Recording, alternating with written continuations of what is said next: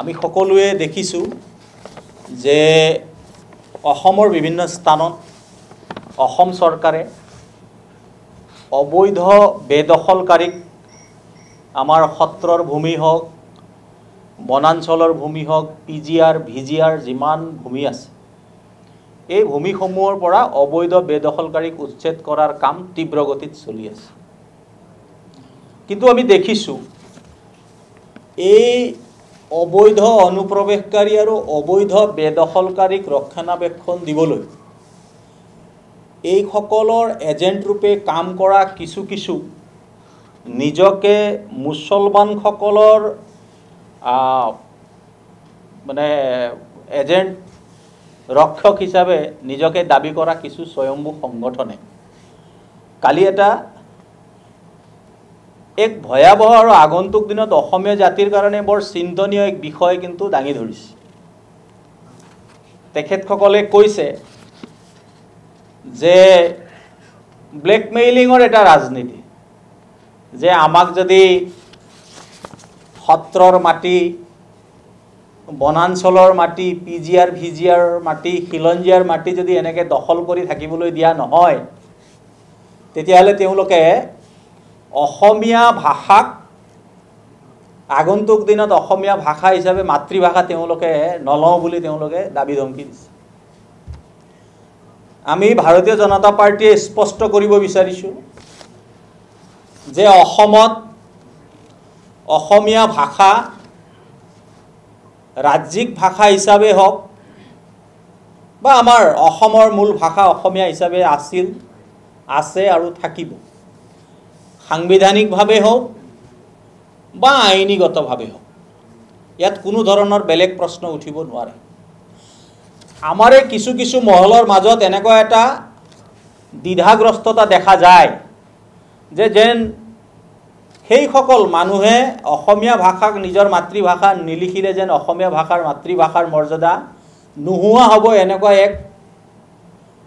এক অসত্য এটাকে সত্য বুলি আগুৱাই লৈ যাবলৈ চেষ্টা কৰে সেইকাৰণে আমি আজি কিছু কথা ক'ব বিচাৰিছোঁ যে আমি দেখিছোঁ 1971 চনত পাকিস্তান বিভক্ত হৈ পাকিস্তান দুই ভাগ হৈ বাংলাদেশৰ সৃষ্টি হ'ল আৰু এই বাংলাদেশ অকল ধৰ্মৰ কাৰণে বাংলাদেশ গঠন হোৱা নাছিল ধৰ্মীয় যদি কাৰণ আছিল তেতিয়ালে পাকিস্তান ইছলামিক কাণ্ট্ৰি আছিল পাকিস্তান এখন ইছলামিক দেশ আছিল আৰু বাংলাদেশৰ বঙালী ভাষী জনগণে পাকিস্তানৰ পৰা মুক্তি পাবৰ কাৰণে মুক্তি বাহিনী গঠন কৰিলে আৰু বাংলাদেশক বঙালী ভাষী এক ৰাষ্ট্ৰ নিৰ্মাণ কৰিবলৈ আন্দোলন কৰিলে আৰু সেই আন্দোলনত সেই সময়ত পূব পাকিস্তান আৰু পিছলৈ বাংলাদেশ হোৱা তাত প্ৰায় 25 পৰা 27% হিন্দু লোক যিসকলে বঙালীক ভাষা হিচাপে মাধ্যম বঙালী লোকসকল আছিল সেইসকলো তাত আছিল যদি এইসকল মানুহৰ ভাষাৰ প্ৰতি ইমান ভাল ভাৱ থকা হেতেন আজি বঙালী হিন্দু বাংলাদেশত বঙালীক মাতৃভাষা হিচাপে লোৱা মানুহসকল আজি বাংলাদেশত 25%ৰ পৰা 6% নহ'লহেঁতেন সেইকাৰণে এটা কথা আমি স্পষ্ট হ'ব লাগিব যে এইসকলে যিটো ভাষাৰ আবেগ দেখুৱাই আমাক যি ধৰণে ব্লেকমেইলিং কৰিব খুজিছে সেইসকল মানুহে বাংলাদেশৰ ইতিহাস পঢ়ি চোৱা ভাল এইসকলৰ মনত কোনো ধৰণৰ ভাষা প্ৰেম নাই এইসকলৰ মনত আপোনাৰ আমাৰ মাটিৰ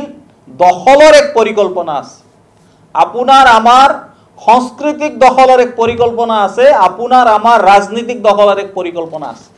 আৰু সেই পৰিকল্পনা গ্ৰুপিঙৰ সময়ত চি গ্ৰুপৰ পৰা আৰম্ভ কৰি আজিলৈ এই কথা আমি দেখি আহিছোঁ 2011 চনৰ যি লোকপিয়ল আছে 2011 চনৰ লোকপিয়ল মতে অসমত 1,06,00,000 মুছলমান মানুহ আছে আৰু এই লোকপিয়ল অনুসৰি অসমত 92 লাখ বঙালী ভাষী মানুহ আছে এতিয়া আমাৰ প্ৰশ্নটো হ'ল যদি অসমত থকা আমাৰ খিলঞ্জীয়া মুছলমানক বাদ দি সেই সকল মানুহৰ জৰিয়তেই যদি অসমীয়া ভাষাই যদি ৰক্ষা হৈছে, তেখেতসকলে অসমীয়া ভাষাক মাধ্যম হিচাপে যদি গ্ৰহণ কৰিছে, তেতিয়াহ'লে এই ৯২ লাখ যিখিনি বঙালী ভাষা কোৱা মানুহ আছে, আমি এৰি দিলোঁ ৪০ লাখে বঙালী মানুহ আছে। বঙালী ভাষী হিন্দু মানুহ ৪০ লাখ আছে বুলিও যদি আমি ধৰি দিওঁ, এই ৫২ লাখ মানুহৰ পৰা ওলাব। গতিকে ২০১১ চনৰ লোকপিয়লত প্ৰায় ৫২-৬০ লাখ মুছলমান লোকে ইতিমধ্যে নিজৰ মাতৃভাষা বঙালী বুলি ইতিমধ্যে লিপিবদ্ধ কৰিছে। গতিকে কিছু সংখ্যক লোকে অসমীয়া ভাষা মাধ্যম হিচাপে নিলিখো বুলি ব্লেকমেইলিং কৰি আমাৰ খিলঞ্জীয়া মানুহৰ ভূমি, বনাঞ্চলৰ ভূমি, পিজিআৰ ভিজিআৰৰ ভূমি, সত্ৰৰ মাটি বেদখল কৰি থাকিলে ভাৰতীয় জনতা পাৰ্টিৰ চৰকাৰ, ডক্টৰ হিমন্ত বিশ্ব শৰ্মা ডাঙৰীয়াৰ চৰকাৰ হাত সাৱটি বহি নাথাকে। গতিকে আমি আৰু এটা আপোনালোকক দেখুৱাই দিব বিচাৰিছোঁ যে যিসকলৰ বাংলাদেশী অৰিজিন যিসকল মুছলমান আছে, কলগাছিয়াত যদি আপোনালোকে ৰাজহ চক্ৰত চাই ২০১১ চনত কলগাছিয়াত বৰপেটাৰ ১,৩৯,১৭৮ জন টোটেল মানুহ আছিল। তাৰে মাত্ৰ ১,৩৯১ জনেই হিন্দু মানুহ, বাকীখিনি চব মুছলমান। কিন্তু ইয়াত আপুনি চাব ১,৩৯,০০০ বঙালী ভাষী, তাততো বেংগলী মানুহ বেলেগ, হিন্দু মানুহ মাত্ৰ ১৩০০ আছে। যদি মুছলমান মানুহে অসমীয়া ভাষাকেই যদি ৰেজিষ্টাৰ কৰিছিল, অসমীয়া ভাষাকে মাধ্যম হিচাপে লৈছিল, কলগাছিয়াত ১,৩৯,০০০ মানুহ ক'ৰ পৰা আহিল? ঠিক তেনেকৈ বৰপেটাৰ বাগবৰত ২,৯০,১৫৮ গৰাকী বঙালী ভাষী মানুহ আছে, তাৰে মাত্ৰ হিন্দু আছে, টোটেল হিন্দু আছে ১০,৭৮৯। তাত অসমীয়া মানুহ থাকিব, আমাৰ ৰাজবংশী মানুহ থাকিব, কোচ থাকিব, কেওট থাকিব, কলিতা থাকিব, এইখিনি মানুহ মাত্ৰ ১০,৭৮৯ জন আছে।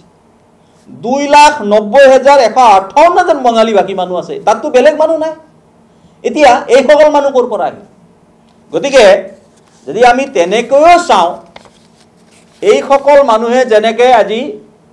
উচ্ছেদক এক অস্ত্ৰ হিচাপে আৰু ভাষাক এক অস্ত্ৰ হিচাপে যদি ব্যৱহাৰ কৰিব বিচাৰিছে, আমি ভাৰতীয় জনতা পাৰ্টীয়ে এনে কোনো ধৰণৰ ব্লেকমেইলিঙক আমাৰ চৰকাৰে নিশ্চিতভাৱে ক্ষীৰণত নকৰে। আৰু আগন্তুক দিনত অসমৰ ভূমিক বেদখল কৰি অসমক বাংলাদেশক বিস্তাৰকৰণৰ যি পৰিকল্পনা এখেতসকলে লৈছে, সেই পৰিকল্পনাক ভাৰতীয় জনতা পাৰ্টিৰ চৰকাৰ, ডক্টৰ হিমন্ত বিশ্ব শৰ্মা ডাঙৰীয়াৰ চৰকাৰে সমগ্ৰ সত্ৰ, বনাঞ্চল, পিজিআৰ ভিজিআৰৰ পৰা এইসকলক উচ্ছেদ কৰি প্ৰতিটো ইঞ্চি মাটি যাতে মোকলাব পাৰে, তাৰ বাবে আমি চৰকাৰক আহ্বান জনাইছোঁ। আৰু বিগত দিনবোৰত যি ধৰণে যি সাহসেৰে এই ভূমি বেদখল কৰাৰ কাৰ্য কৰিছে, তাৰ বাবে আমি চৰকাৰক ধন্যবাদ জ্ঞাপন কৰিছোঁ। আপোনালোকৰ কিবা সুধিব থাকিলে সুধিব। এতিয়া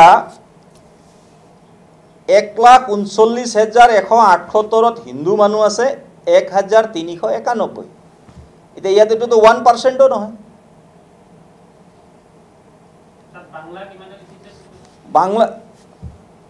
আপোনাৰ টোটেল হ'ব ১,৪০,০০০ হ'ব টোটেল, তাৰে ১,৩৯,০০০ বাংলা লিখে। যদি তেখেতসকলে অসমীয়াই লিখাহেঁতেন, এই সংখ্যাটো ক'ৰ পৰা আহিল? আৰু তাততো হিন্দু পপুলেশ্যন মাত্ৰ, যদি বঙালী হিন্দুৰো যদি কথা কোৱা হয়, এই ১৩৯১ জনক কমপ্লিট বঙালী হিন্দু বুলিও কোৱা হয়, তেতিয়াহ'লে ১,৩৯,০০০ মানুহ কোন হয়? গতিকে আমাৰ মাজতে আমি এই কথা বতৰাবোৰ ভালকৈ বিষয়বস্তু ভাঙি পাতি নোচোৱাৰ বাবে আমাৰ মনত এটা অলিক কল্পনা এটা সৃষ্টি হৈছে যে এইসকল মানুহেই যেন আমাৰ ভাষা ৰক্ষা কৰিছে বুলি আমি এক চিন্তাত নিমগ্ন হৈ আছোঁ। কিন্তু আচলতে দক্ষিণ খালমাৰত আপোনালোকে যদি চাই ১,২৭,৭৪৫ জন বঙালী ভাষী মানুহ আছে, তাত হিন্দু মাত্ৰ ৪,৫৮৯ জন আছে।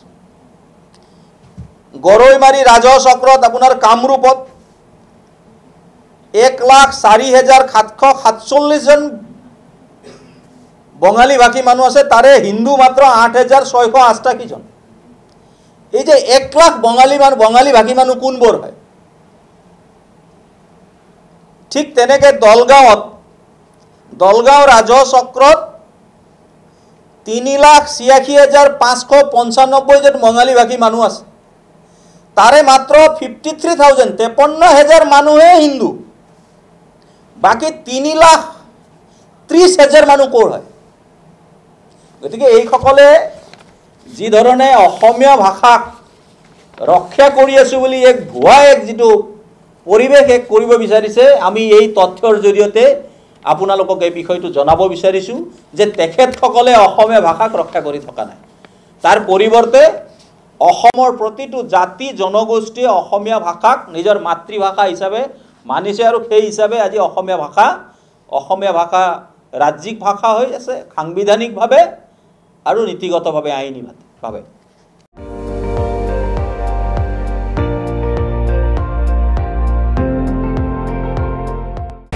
আপুনি চাই আছে ND24, সৰ্বশ্ৰেষ্ঠ নহয় সৰ্বোত্তমৰ দৌৰত।